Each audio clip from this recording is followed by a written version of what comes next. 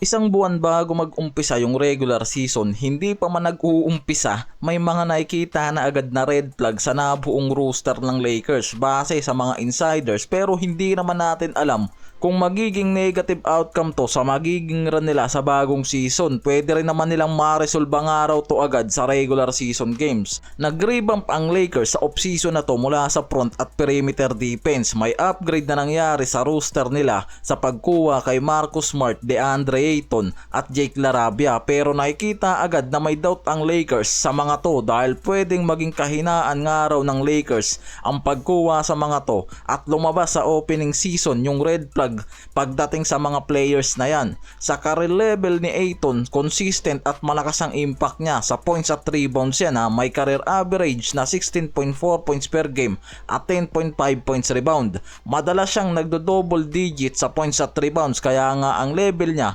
nasa double-double machine, at yan mismo yung nakikita na magbibigay ng malaking advantage sa pagkuha ng Lakers dito kay Ayton. Kahit sa huling season niya sa Portland, nag-average pa rin niya ng 14.4 points at 10.2 rebounds per game bago tamahan ng injury. Nagpapakita na kahit bumaba nga raw yung usage at patuloy pa rin yung malakas at maaasahan niyang rebounding at inside production.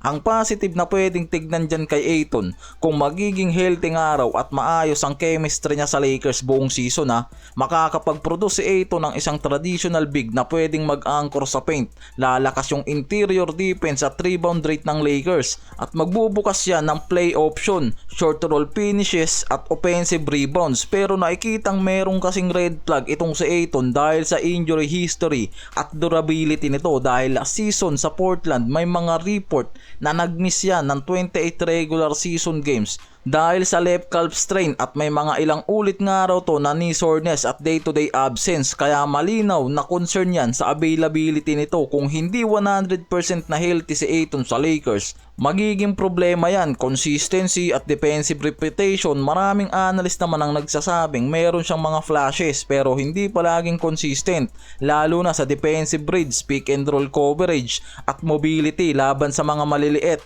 at mabibilis na elite guards. Pwedeng bumagsak ang impact at performance niya, lalo na pagdating sa playoffs physicality.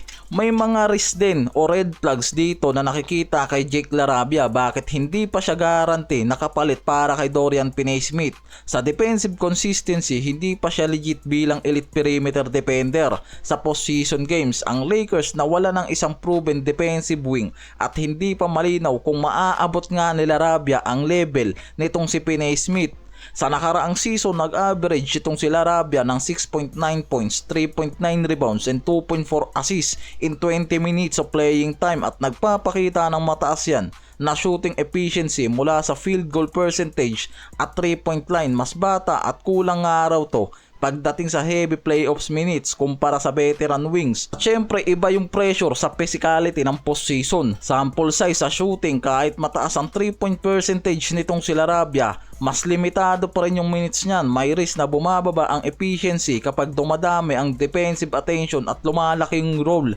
At nakikitang hindi siya automatic nakapalit sa defensive reliability at playoffs proveness na binibigay ni Finney-Smith sa Lakers noon. Kaya ang success nitong si LaRavia sa Lakers nakadepende sa defensive development niya at playing time, at kung makakasustain siya ng shooting sa mas malalaking role.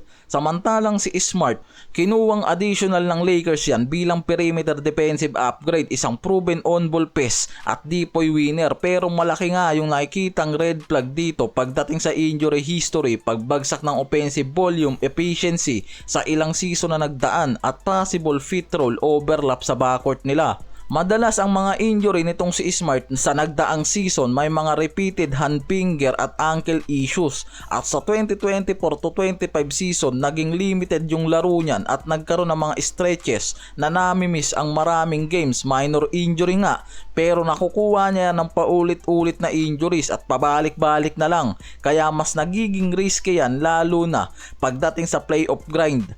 Bumagsak yung minutes at offensive output niya, at may mga report na career low na ito sa minutes, impact at sa stretch nang pinadala siya sa Memphis at Wizards. At ang mismong offensive limitation mula sa low shot creation at inconsistency niya sa 3-point volume ang possible gawing expose sa lineup kapag kalaban nga raw yung malalakas na perimeter scorers na naglalaro sa West. Sa ngayon, ang Lakers may dalawang high usage playmakers mula kay Luka, LeBron. Isama na rin natin si Austin Reeves, nakakaya naman. Kailangan mabigyan nga ng linaw talaga kung ano yung role ni Smart. Starter na defensive guard o bench defensive spark. Kung sobra yung overlap, ang tanong sino yung magdadala ng bola sa clutch, yan yung magiging problema. Pwedeng magkaroon nga raw ng problema yung mga yan sa spacing at offensive flow. Maraming analyst ang sinasabing may posibilidad na magkaroon ng role tension kung hindi maayos ang rotation ng Lakers sa bagong season para dito kay Smart.